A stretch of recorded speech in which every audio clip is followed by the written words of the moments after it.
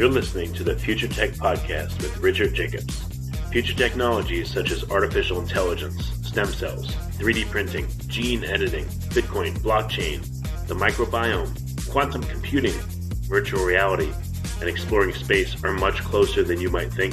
In fact, many early versions of these technologies are in play right now, and the companies that are using these technologies are the focus of this podcast. My goal for you, the listener, is to learn from these podcasts. You may very well learn something that may change the course of your life for the better, steer you towards a new career, or give you insight into addressing a thorny medical problem. Remember, this podcast and its content is informational in nature only. No medical, tax, legal, financial, or psychological advice is being given. If you've enjoyed the podcast, please listen, subscribe, like, and tell your friends about it. Thank you.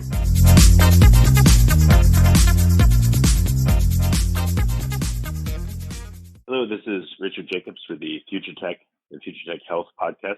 I have Steve and Collette from Your Healthy House, and the website is yourhealthyhouse.ca. Steve's passionate about buildings. We're going to talk about how buildings work and all the details involved with them. So good to meet you, Steve. Thanks for being here. Thanks a lot for having me, Richard. I really appreciate the opportunity. Yeah, I just came back from a trip to Europe, so a lot of old, super interesting buildings were there. But tell me about your background. Why are you interested in buildings, and what fascinates you about them?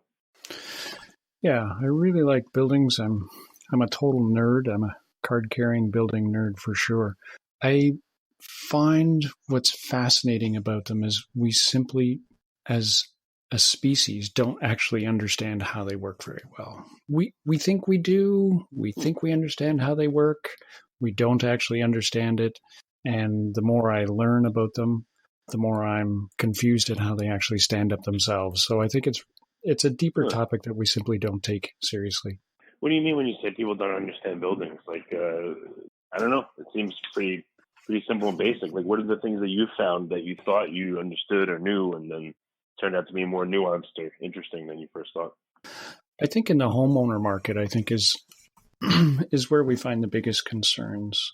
Most people simply don't understand how to maintain their building properly, how to take care of their home, what to do if there is a problem. Most people, when we look at our homes or look at buying a home, we look at what color is the walls, how good is the carpet, are the cabinets updated?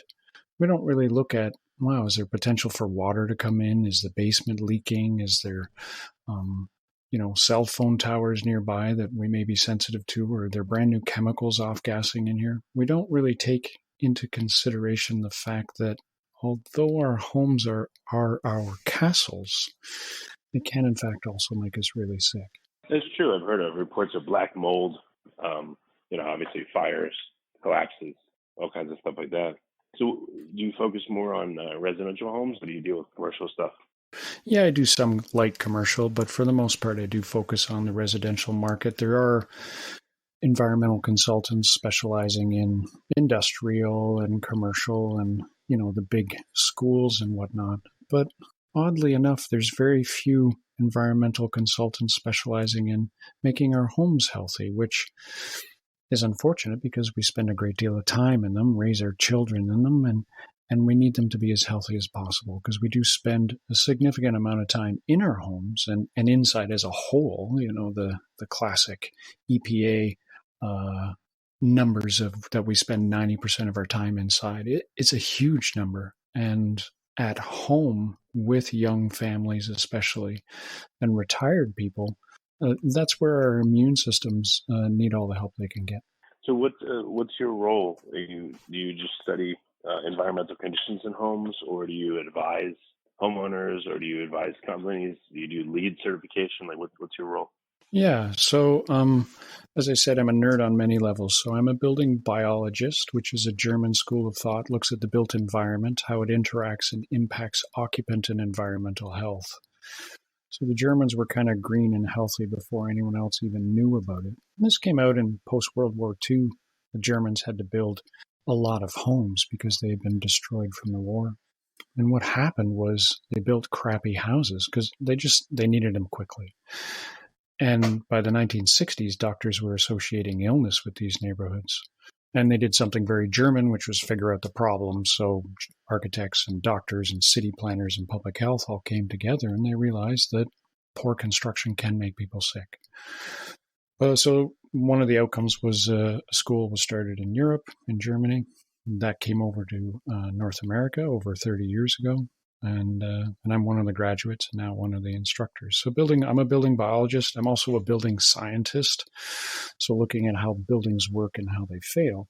I'm a lead consultant, so I do sustainable consulting as well. And I used to build straw bale homes and natural building consulting. And I'm also a heritage professional, so I work with older buildings as well. So I get called in to help people in their existing homes for the most part. I'll do a lot of insurance work with losses. And that's where I get to see the catastrophic failures, the really serious when things go bad.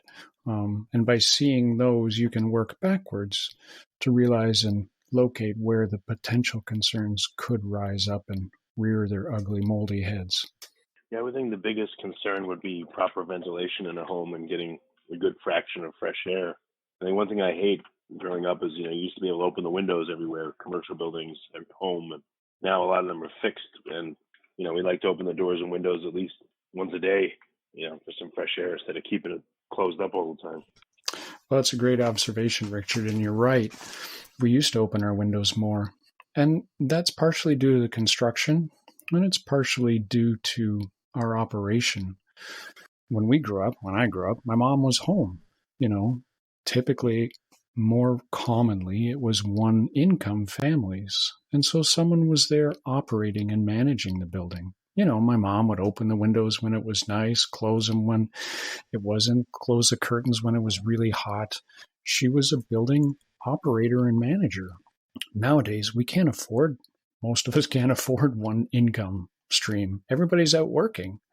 And so we don't have that operation anymore. And we don't have that taking care of and fresh air. And we have to go to the default, which is now more mechanical systems with a heat recovery ventilator or an energy recovery ventilator, mechanical ventilation.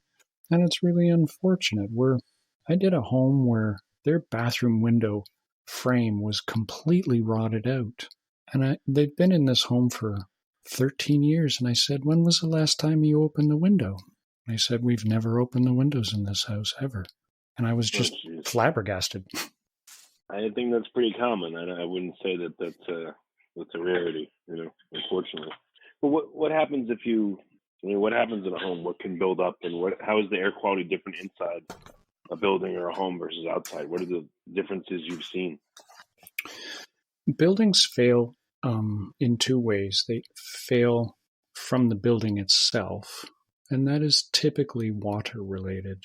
So that could be water, rainwater getting in, snow getting in, depending on your climate. It could be groundwater getting in. So something falling from the sky or something rising up from the ground. That's the most common way buildings fail and impact occupant health. That water leads to the potential for mold growth. So water is the cause, mold is the effect. When we're looking at the occupant, the second major indoor environmental issue, it's the occupant related, and they're typically bringing junk in, toxics and chemicals that they don't realize are actually really harmful to them and their family. And they're bringing them in because they see them on TV and they see them in the aisle at the shopping store, and they're nice and shiny and new and supposedly amazing, easy solutions for them. And those are oftentimes really chemical-laden issues.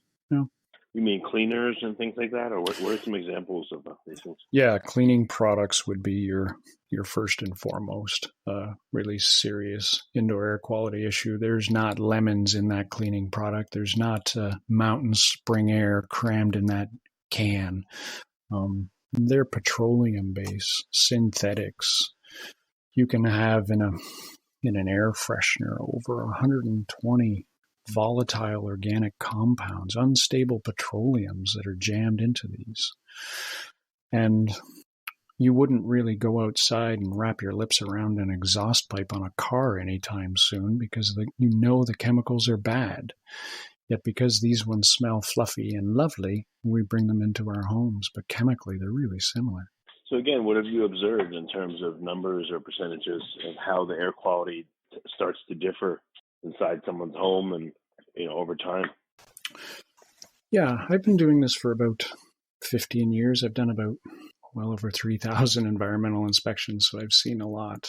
I think there's a real separation of those who are real consumers, those who are praying to the advertising gods that bombard us on every device that we use and trying these products. And those people inadvertently are increasing their body burden. So I think, I guess an example, so you can imagine yourself as a rain barrel. And through our lives, our bodies are exposed to different things. And the rain barrel fills up and it empties. And that could be, motor oil, paint in the bathroom, dog hair, pollen, all these different allergens and toxins within everyone's life. And some of us, so what happens is sometimes our body can't process it fast enough. And so we get to the top and then we're exposed to one more thing in our body that rain barrel spills over. And that's illness. And you're like, oh, I'm sensitive to this or allergic to that. It's true, but your body's actually full of junk and has no capacity to process it. And so this is Dr. William Ray from Dallas, Texas. This is his analogy, and it's a great one. And so what I try to do is lower people's daily burden. So if I can clean up the chemicals and help you clean up the chemicals in your house, show you where the potential for mold is, help you manage, particulates, electromagnetics, chemicals, and biologicals, the more I can reduce your daily burden, the greater potential you have for health, right? I'm giving you a greater buffering mechanism. And then, like some of the other people you've had on your podcast, then, those gut microbiome and amazing stuff like that, then there's that opportunity for health, right? If the body's bombarded by exterior exposures in our homes, then the positive microbiome can't thrive, right? Because it's too busy fighting the bad guys, right? It's too busy fighting ill health. So by creating a healthier environment, you and your microbiome, along with everything else going on, has a much better chance of thriving. So what's an example when you go into a home? What will you do? What's a typical audit involve, and what kind of actions have you taken in the past? Yeah, a typical healthy house inspection is going to take 3-4 hours. We're going to walk around together. It's really important that the homeowners are with me because I have questions, and the more they can answer about how they use the space, the more I can help them. But also, we're not taught how to use our homes. We're not taught when to change the furnace filter. We're not taught how often to clean the ductwork. In high school, we didn't learn how to do our taxes or take care of our house. 2 useful things high school could have done for us. And so it's a lot of education. And I work with all types of people, all incomes, all ethnicities, all diversities. It doesn't matter. We simply don't understand our homes. And so by walking them through, explaining how the building physics works, how hot air rises, how air moves, how moisture moves, how thermal energy moves, by understanding some basic physics, really simple stuff, nothing complex, but understanding how hot air rises and how that affects our home, I can empower them to make changes. I don't want to come in and just tell them, do this, do this, do that. What I really try to do is educate them so that they can understand, wow, that's a really good idea. I understand the rationale and I understand the basic science to empower myself to make changes. Any monkey can come in and take an air sample. That's not difficult. But to be able to educate the homeowner and empower people, and even tenants, it's not just homeowners. We all want to live healthy. And so, a typical healthy house inspection might take 3-4 hours. If I didn't have to talk to anybody, I could probably do it in 20 minutes, but that's not benefiting them. That's not empowering them and helping them move forward. So it's really important in the education. Well, again, what are some of the specific recommendations you've given to people, and maybe tie that back to the science? Just a few. Sure. So a classic. So I live in a cold climate. I'm in Canada. And so we understand how chimneys work. Hot air rises. And so the taller the house, if you have a 2-story house and a basement, that's a very tall column. And our attic hatches are in fact outside doors. For most of us, the attic leads into an unconditioned space. And for most of us, our attic hatch is a piece of plywood sitting on the ceiling in your closet upstairs, versus your front door is an insulated, airtight, latched entity to keep the winter out of the house. But at the top of our chimney, I got a piece of plywood, not airtight. And so we are bleeding energy in cubic meters per hour. On an average home in a cold climate, Ontario, in an average month, it's an incredible amount of air leaving. And that's our heating dollars, of course. But for every cubic meter of air that leaves, there's a cubic meter of air that comes in. And that's going to come through the cracks and the crevices. That's going to come through your dirty basement walls and along your rim joist where the concrete stops and the wood starts. And those are really filthy places. So we're pulling in dirty air. In the wintertime, it's very dry air in a cold climate. And so then we've got like respiratory issues. We've got particulate, that it's an irritant. We've got heat loss. That hot, moist air is also going to condense up in your attic and turn into liquid or even frost. And it'll actually freeze on the bottom of your roof deck, and you'll see little icicles. And in the springtime, it'll rain, which is super cool for, me, a nerd, but it's pretty terrible for the average homeowner to have their attic raining. And that compresses the insulation. And so this is a huge thing just because we didn't seal our attic hatch. And it's going to take you longer to get a chair and to move the boxes than it is to get up into that attic hatch and seal it with tape or caulk or double-sided foam gaskets and a couple eye latches. So that simple trick and that simple detail affects probably 90% of the homes across North America. Well, all right. I've seen some homes that are, I guess, LEED certified, or they're supposed to be environmentally sound, and they're all sealed up, and they seem to me far worse than old homes that may breathe a lot. I mean, what's your thoughts there? Is the new construction methods and this button tight, nothing leaks, ultra efficient home better or worse? Yeah, excellent question. I personally lean towards older homes from a health perspective. New homes can be healthy when all the details are done properly, all the equipment's installed properly, all the equipment is balanced, and the homeowners understand it implicitly and know how to use it. The challenge is most of those never happen. There's a fault in that chain in almost every single time. We also have a lot more newer products, newer chemicals. We're not using solid trees and lumber like we used to. Now we're using manufactured and engineered lumber and materials. And that's fine. We're not cutting down the trees we used to, which is important. But they all have glues and solvents in them. And so the tighter the home, the more chemicals are present and the harder it is for them to off-gas. So it takes longer for them to get out of the house because we're not opening windows, because we're relying on the mechanicals. The older homes, anything older than World War II, 1950s, 1940s, and back, what you're going to see is solid lumber, solid materials, some drywall, plaster, solid wood. Cabinets are going to be made out of more plywoods than particle boards. So you're going to see a difference.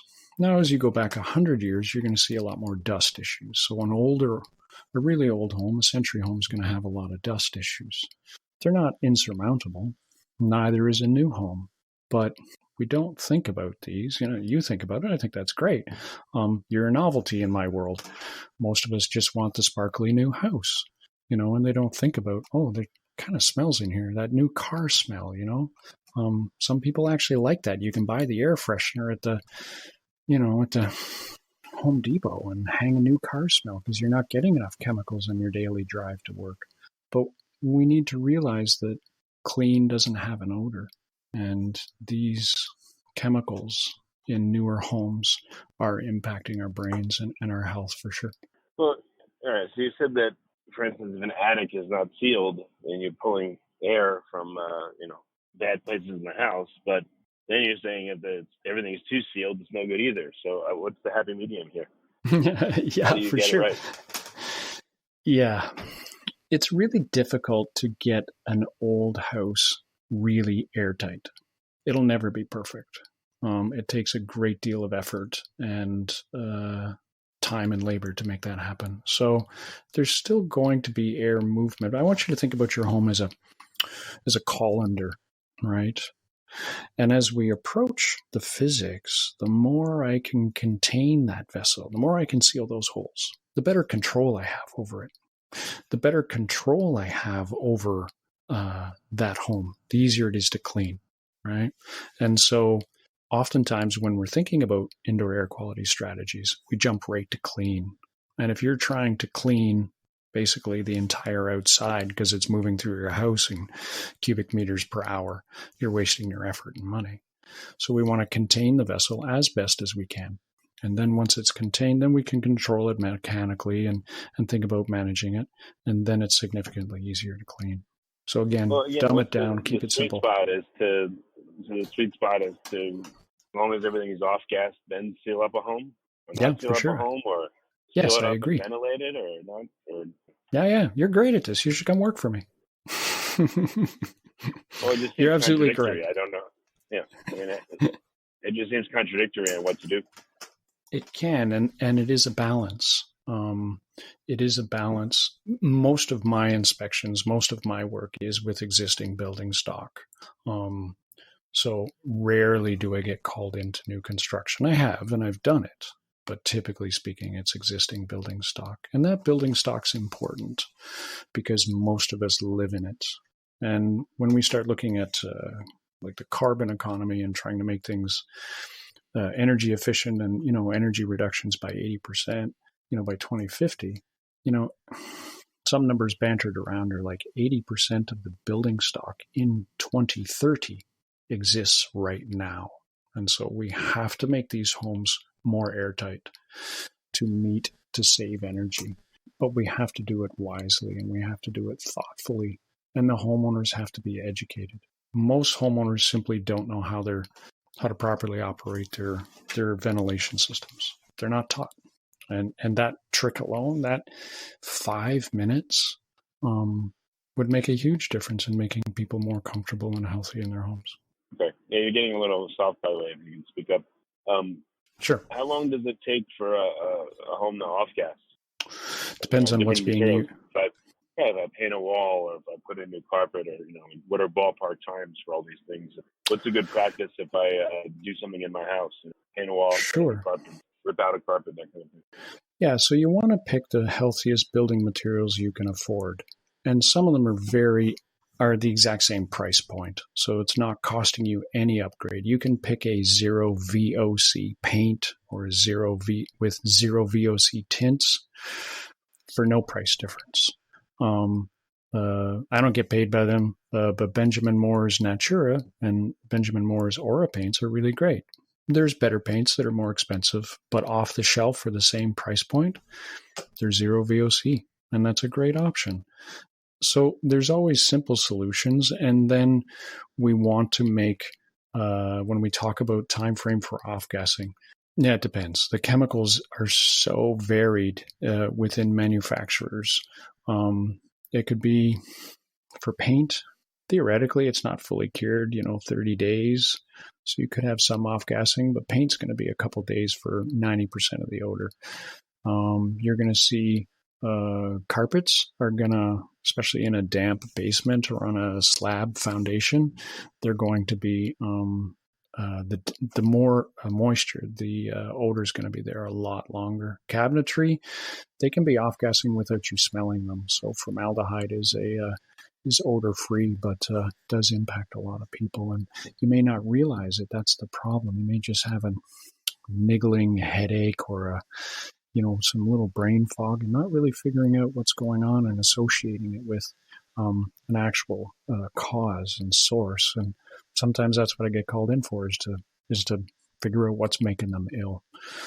But I think the power of the internet is the ability to search out healthier building materials. And there are green building supply companies across North America who are happy to help.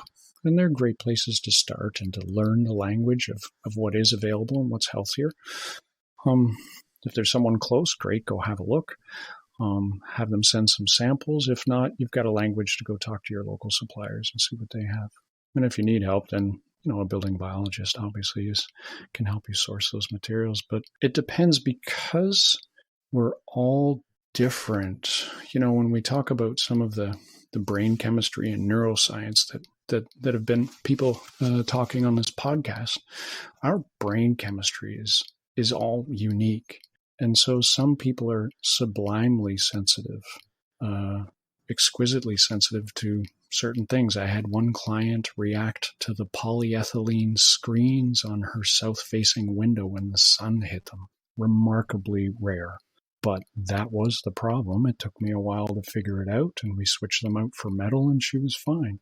And some people can work in the worst conditions and not be affected whatsoever. And so this becomes really hard, because oftentimes within a home environment, one person will be more sensitive than the other. And that can lead to real conflict. A wife may be more sensitive than the husband, and he thinks she's crazy and she's totally reacting. And so it's hard to figure that out. So everybody's different. That's a problem. Well, when do you get called in? How do people even know that you exist and what you do exists? And when do they call you in for what problems?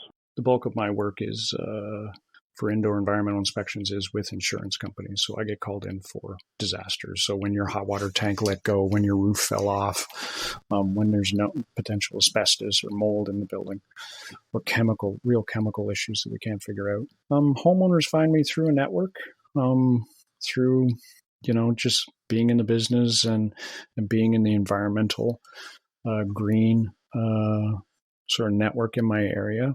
So marketing and doing talks and a lot of, public service in the beginning, and just educating people and empowering people, and word of mouth. I don't have to do a lot of advertising, because I guess if you offer great service to clients, then they're happy to share your name, and most of my clients come referred. So I'm very grateful for that. It's taken a while, but again, if people don't have a disaster, what kind of problems might they experience where they would need your help? Yeah, typically it's health related. So my two main client bases are going to be retired families and young couples starting a family. Those two age brackets are willing to pay for their health. Those of us in the middle, I'm simply too tired. It has to be serious, right? Because I got to get kids to circus, and I got to get kids to soccer, and I got to, and, right? But those starting a family and those retired, they have time to think about their health. And those are typically the ones that call me, because they think there might be a problem with their house. And so they'll reach out to me. Older people still find me in the yellow pages.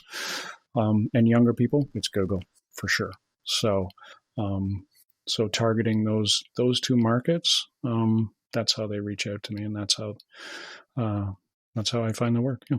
Okay, well, very good. So what's the best way for listeners to find out more, to find you and evaluate if they have an issue? Yeah, well, I appreciate that opportunity. My website is yourhealthyhouse.ca. I am in Canada, so it's yourhealthyhouse.ca. My bio's on there. There's lots of articles I've written. I'm starting a podcast next month in September, so I'm excited about that.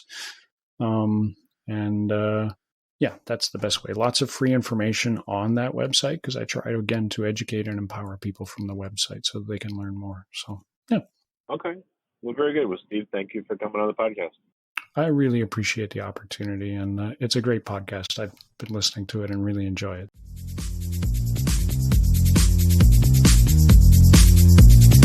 You're listening to the Future Tech Podcast with Richard Jacobs. Future technologies such as artificial intelligence, stem cells, 3D printing, gene editing, Bitcoin, blockchain, the microbiome, Quantum computing, virtual reality, and exploring space are much closer than you might think.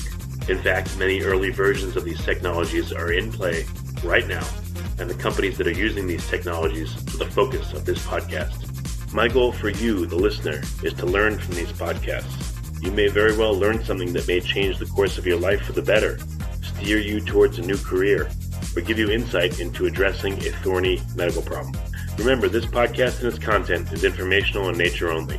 No medical, tax, legal, financial, or psychological advice is being given. If you enjoyed the podcast, please listen, subscribe, like, and tell your friends about it. Thank you.